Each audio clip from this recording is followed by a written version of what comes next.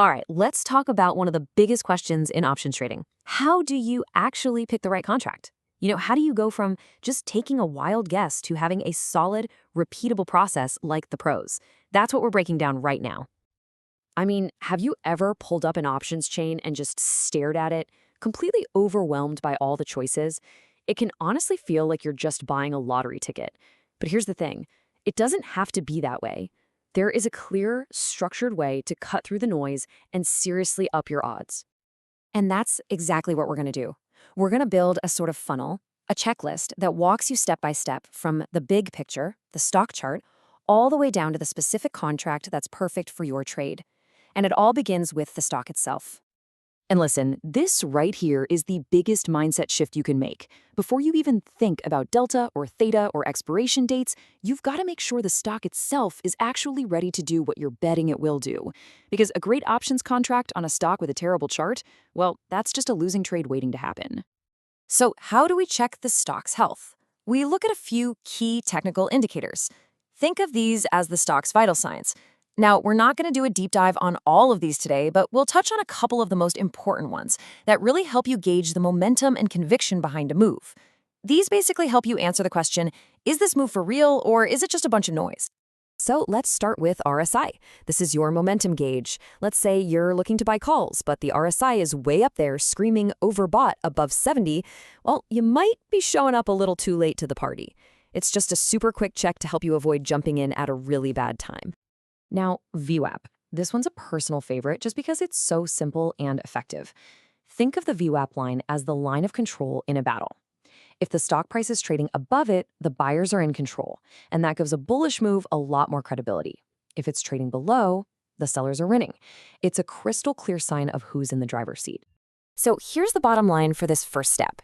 Get the chart on your side. When you have indicators like RSI and VWAP and volume all pointing in the same direction, you're no longer just hoping for a move, you're trading with actual evidence that a move is already happening.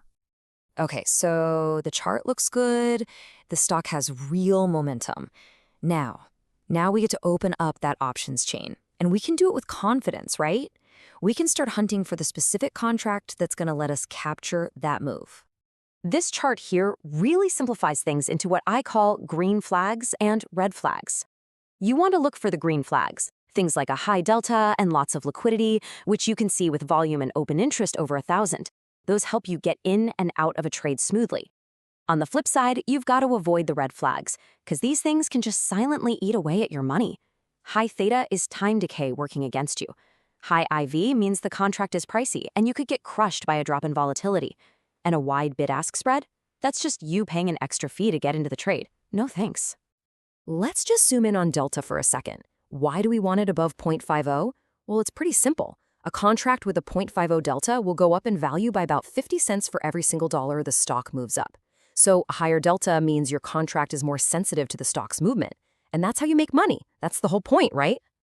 And on the other side of the coin, you've got theta, which is like the silent killer of your options premium. This analogy is perfect.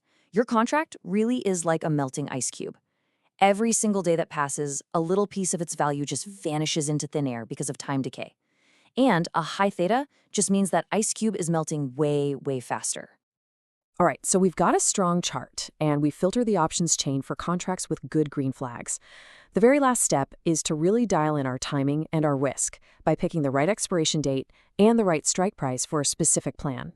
When you're looking at expiration dates, here's a really easy way to think about it. Those same-day expiration contracts, the zero DTEs, they are basically lottery tickets. They're super high risk, theta decay is insane, and you need a massive immediate move for them to pay off. For most people, especially if you're just starting out, picking a contract that's 5 to 7 days out is so much smarter. It just takes the pressure off, lowers that theta risk, and gives your trades some breathing room to actually work out. And finally, the strike price. Let's break this down. Out-of-the-money contracts are the cheapest, but they're also the highest risk. They're a pure bet on direction. In-the-money contracts are the most expensive, but they move more like the actual stock and have a much higher probability of being profitable. For beginners, at-the-money strikes are fantastic. They offer a great balance between cost, risk, and potential reward. Following this whole funnel isn't just about a checklist. It's about something bigger. It's about making that crucial shift from thinking like a gambler to having the discipline of a real trader. It's all about putting the odds in your favor before you even think about hitting that buy button. This might just be the most important piece of advice anyone can give a new options trader. It is so tempting to buy those super cheap, far out of the money contracts, dreaming of 1,000% return. But you have to remember, they're cheap for a reason. And that reason is that their probability of expiring completely worthless is incredibly high. Always, always choose quality over cheapness. So let's just put it all together. Here's the whole process in 3 simple steps. 1. Find a stock with a strong chart. 2. Filter the options chain for contracts with those green flags, like good delta and high volume.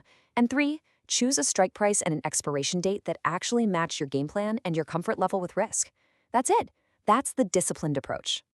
And please never forget why we even talk about things like delta and theta. These Greeks, they aren't just confusing terms from a textbook. They're the language of your contract. They literally tell you how your contract is going to behave when the stock price changes or as time passes.